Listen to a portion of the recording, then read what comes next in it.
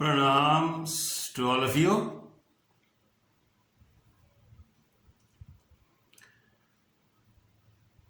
We often judge,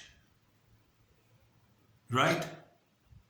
Judging people, judging things, judging ourselves, judging experiences, in fact, judging everything. You know what is judgment means?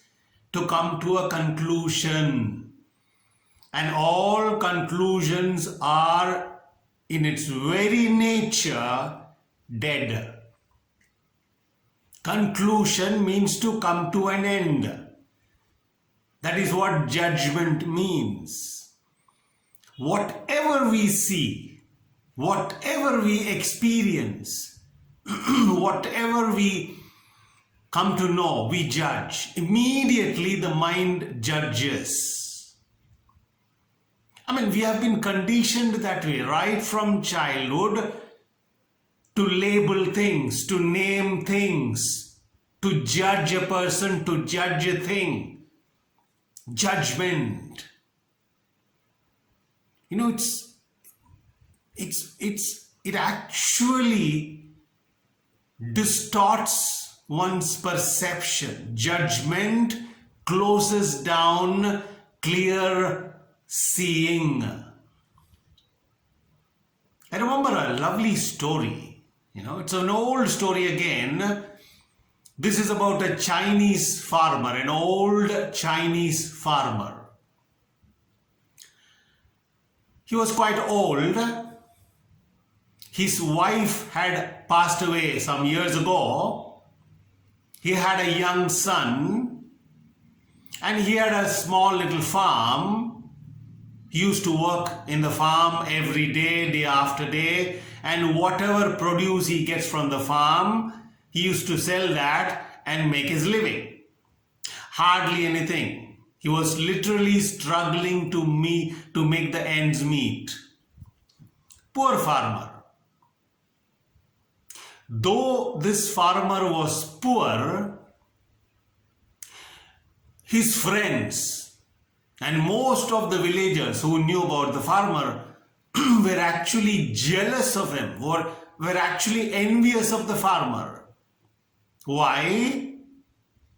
Because this farmer, in spite of his poverty, he had a wonderful horse, maybe an Arabian breed horse, beautiful horse, the big guy.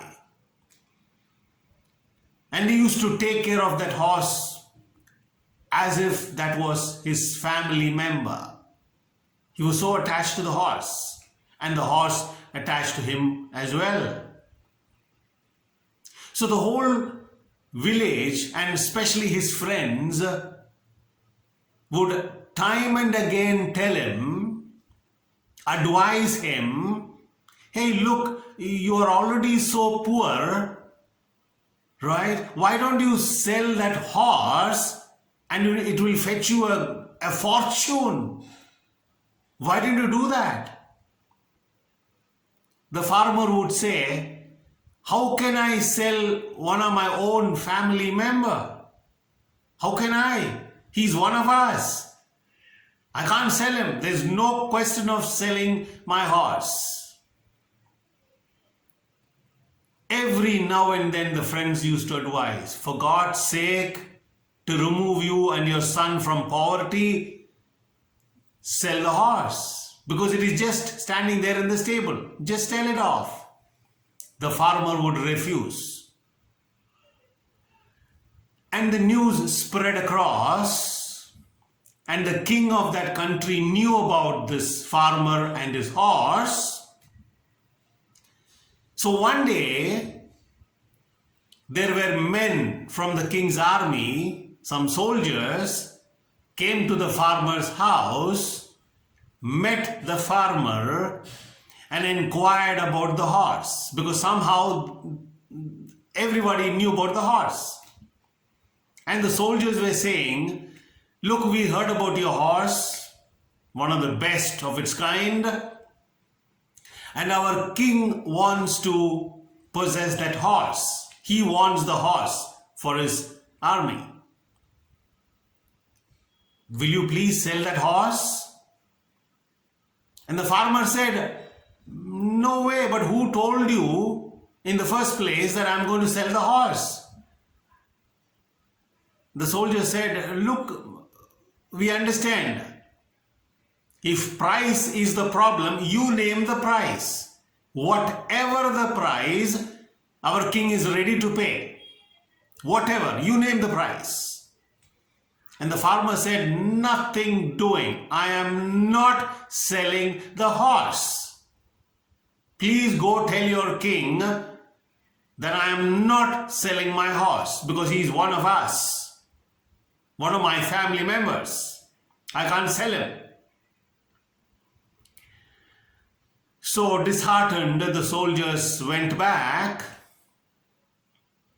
and this news that the soldiers had come inquiring and asking for the horse leaked everywhere, and the farmer's friends came to the farmer's house and told him, what have you done?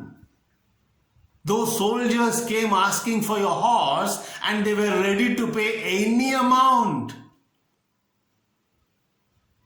any sum, and you refused? What's wrong with you?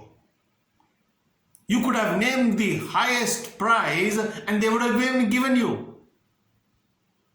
This is indeed a misfortune. And the farmer said, how can you say it's a misfortune? All that you know, all that we know is the soldiers came asking for the horse and I refused to sell the horse. Whether that is a misfortune or a blessing, you don't know, I don't know, nobody knows. So the friends went away. After a few days, one morning the farmer woke up and found that his horse was missing from the stable. And because it was a small village, the news leaked everywhere. The farmer's horse is missing. And the soldiers had taken away the farmer's horse. That's what people were talking about. And the farmer's friends once again came to his house and told him, look, we told you. You could have sold the horse then. And now it's gone. The soldiers have taken the horse. What are you going to do? If this is not a misfortune, what is? The farmer said, hey, look, all that we know is the horse is missing. It is not in the stable. Whether the soldiers stole the horse, it ran away, we don't know. Right? Whether this is a misfortune or a blessing, you don't know, I don't know. Let's wait. 2 weeks passed. And one fine day, the farmer and the villagers saw the farmer's wonderful horse, the big guy, coming back to the farmer's house with 15 other horses from the forest. The farmer was stunned. This fellow was coming back with 15 other horses from the forest. And again the news spread and his friends came running and told him, my God, what a blessing. Look at this guy. We thought the soldiers had stolen the horse. Now that he's coming back with 15 other horses. My God, you have become rich. This is indeed fortune. And the farmer said, all that you and I know is that my horse has returned with 15 other horses from the forest. Whether this is a misfortune or a blessing, you don't know, I don't know. The friends went back, thinking that you can't talk to this guy. And as soon as the horse had returned with 15 other horses, the farmer told his son to give these horses, the wild horses, training. Train them. And so he started. Day after day, he was training those wild horses. And slowly the horses were becoming, well trained. One day, as the farmer's son was training a horse, he fell down from a horse and broke his leg, one of his legs. The news spread as usual. The farmer's friend came inquiring, and they said, "Oh my God, this has become a misfortune for you. Look, your son has fallen down and broken his leg. This is misfortune." And the farmer said again, "Wait, you can only say my son who was training one of the horses fell down from the horse accidentally and broke his leg. Whether that is a misfortune or a blessing, we'll have to wait and see." His friends hit their head and went back. And after a few days again, the announcement came from the king, because this country was going to war with the neighboring country. The neighboring country had invaded, and this country was going for a war. And so the king had ordered, bring all the young people in the village and everywhere, bring them and enlist them in the army, because we need people. And so every young person of the village were taken by the army, except the farmer's son, because he was limping, because he was hurt. His leg was not yet all right. And the poor friends with a long, sad face came to the farmer and said, "You're lucky. Look at your son. Thanks to that accident, the soldiers didn't take him. Look at us. All our sons have been taken. It's a blessing, actually. You are blessed." And the farmer said, "All that you can say is, all your sons have been taken to the army, except my son, because of his hurt. Whether this is a misfortune or a blessing, you don't know, I don't know. We'll have to wait and see." And the story goes on and on and on and on. So whatever happened, this wise old farmer would say this: whether this is a misfortune or a blessing, we don't know. It's a beautiful story. When you really look at your life, all that has happened to your life, to our lives, what we perceive as bad experiences, painful experiences, very disturbing experiences, were actually turning points in our life. Watch closely, observe closely, you will understand. All that we seem to call bad was a great turning point in our life. And all that we thought is good for us turned the other way. So what is it? What are we doing? Judging everything? Everything. Every single person, experience, event, things, everything. Go on judging all the time based on your past memories. Memory is a burden. We are not talking about the ordinary memory. I have to write an exam. Memory is important. Of course, we are not talking about that. We are talking about the memories that have become a burden, unnecessary memories. Yeah, what can you do? Can you wipe it out? No. All that we can do is, with great awareness, Deep inner look. Observe. Non-judgmentally. It's very important. Non-judgmentally. Don't call this a good, bad, right, wrong. It's very difficult because we have been conditioned that way all along. So the question is, can I as a human being look at something, perceive something without judging, without naming? Not easy, but this is the only way. Right? So this is a very old, what I told you is an old story. I mean, I have repeated this in all my classes and it goes around the world, I don't know how many times. So many of you must have heard this story. You know, it all, that one single word, judgment, conclusion, coming to a conclusion. It's disastrous. But you can't practice not to judge. That's not how it works. There is a key word, awareness. The more you are aware of yourself, the more you are aware of what's going on.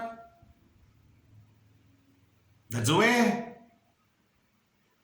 So it's not control. Tomorrow onwards, I will not judge. No, this is not a decision you can take.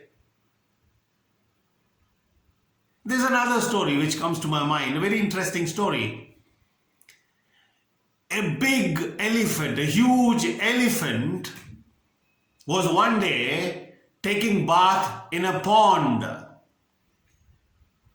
Now the fellow was having a lovely time, playing in the water and taking bath, immersed in the water, neck deep, and was playing. Big elephant. Suddenly he heard a squeaking sound. He looked around. Where does this squeaking sound come from? He looked around, couldn't find any, continued his play and bath and everything. Again the squeaking sound.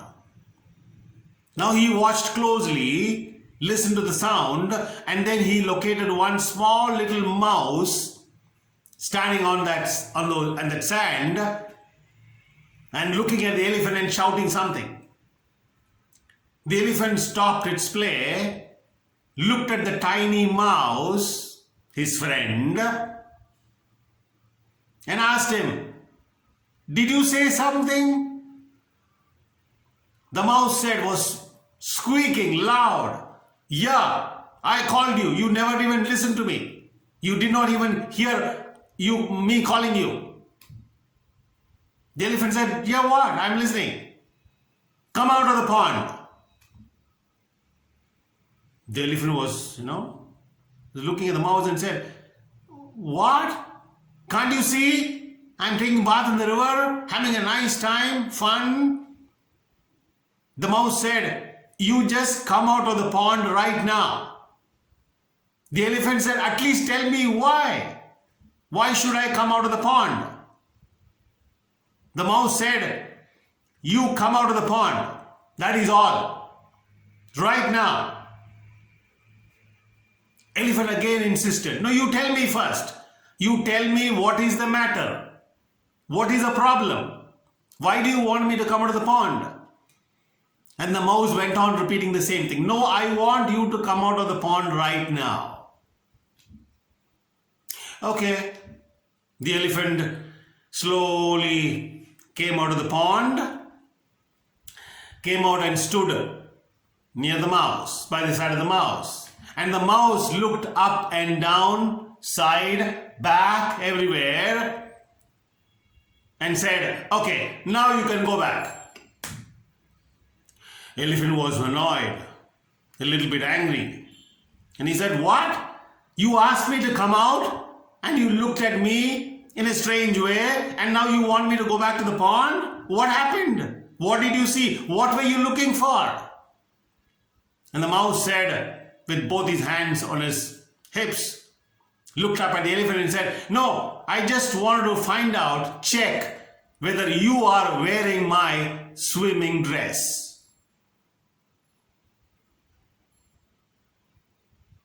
elephant, wearing the swimming dress of a mouse. That's how most of us think. We look at everything from the me center. Everything to fit into my little box. Have you seen how most of the scientists of the world, so-called scientists of the world, scholars, academicians, look at everything? They fit everything into their framework, into their small little framework. And anything that does not fit their already made framework, it doesn't exist. It is an illusion. It is hallucination. You are imagining. Your mind is not stable, etc., etc. Everything from me. I think I am the center of the universe. Oh, really? This is how we look at everything. I think whatever suits me will suit everybody else. What is good for me is good for everybody. What works for me will work for everybody. That's how we think. That's how we have been brought up. That's how we have been conditioned, heavily conditioned by education. Not education. Drawing out what is already there. That is the real meaning of education. But we don't do that. Information overload, stuffing the mind with millions of things. It's called avidya, accumulation of knowledge. Even knowledge in Advaita is called avidya. Because finally, eventually, that also has to go. Even knowledge has to go. Yeah, it has a tremendous value in this world, in the material world, on this planet. Of course, tremendous relevance and meaning. But then, when it comes to finding out who you are, what you are,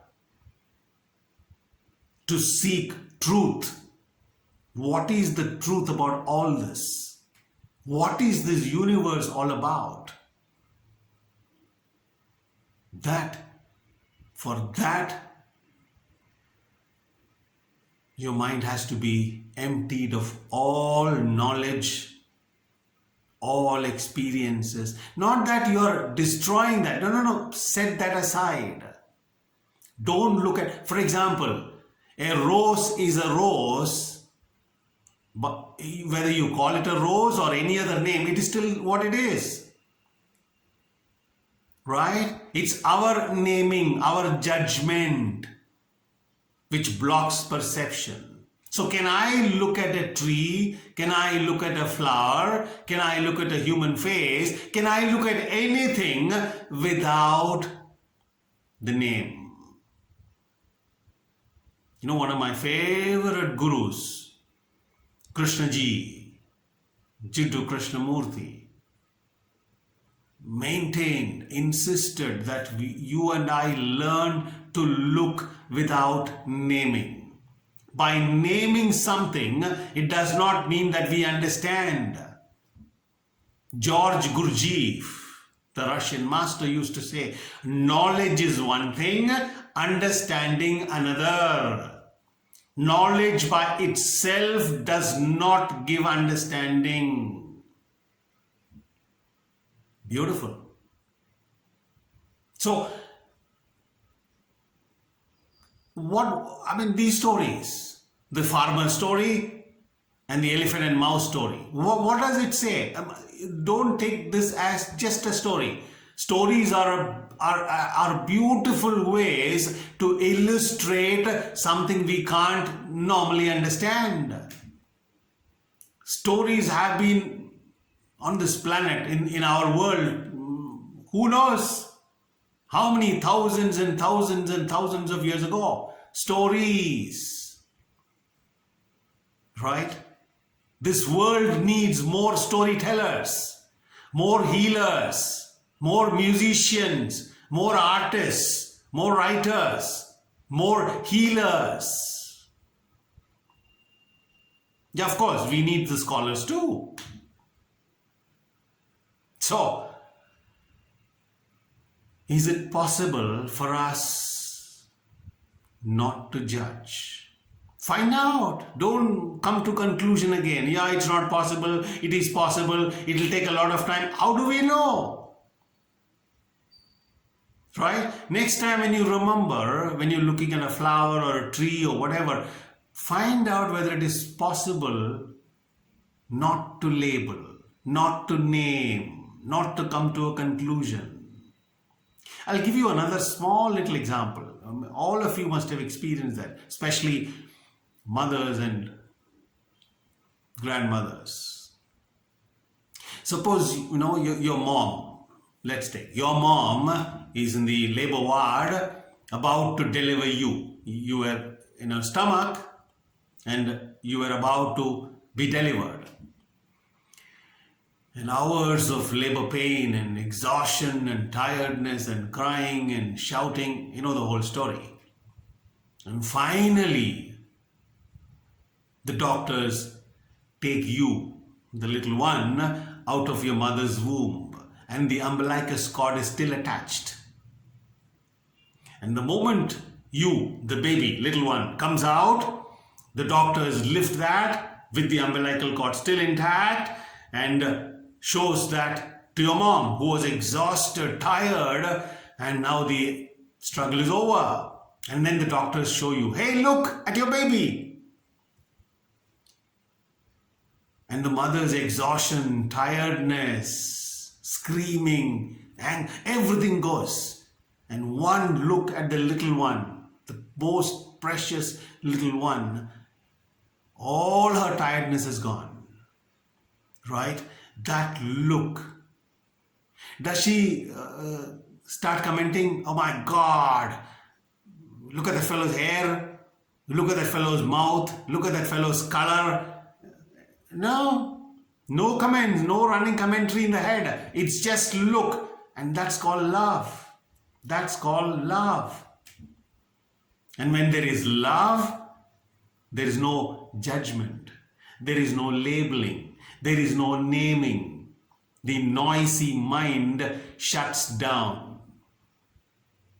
That's why all the masters, all the enlightened masters, all the awakened sages and rishis and yogis and munis of this planet have all the time been telling us love with a capital L. Unconditional love. You can't go in search of love. You can't practice. You can't buy this anywhere. Even if you do tapas for 10,000 years, if that is at all possible, still you will not get it. No gods can give you that. Why? Because it's already there. What do the rishis and sages say? Your very nature is awareness. Your very nature is love. Unconditional love. That is the nature of the universe. What sustains this multiverse? Love. But this is not an intellectual understanding. This is not a knowledge that you can acquire. But this is an experience. It is not even an experience. That's what the rishis say. This is not even an experience. This is your very nature. Who you really are. So, 2 little stories, lovely stories. Think about it now and then. Don't brush this aside as, just a story. No, stories go very deep and very subtle. The effects of those will come later. I remember, when I was a young child, I used to demand from my uncle, from my grandmother, from everybody, tell me a story, tell me a story. And I was brought up luckily, fortunately, whatever you want to call it, stories. So parents, tell stories to your children. Teachers, tell stories to your students. Stories. A lovely way into the mind and into the heart without you knowing about it. So, let's sit quietly for some time.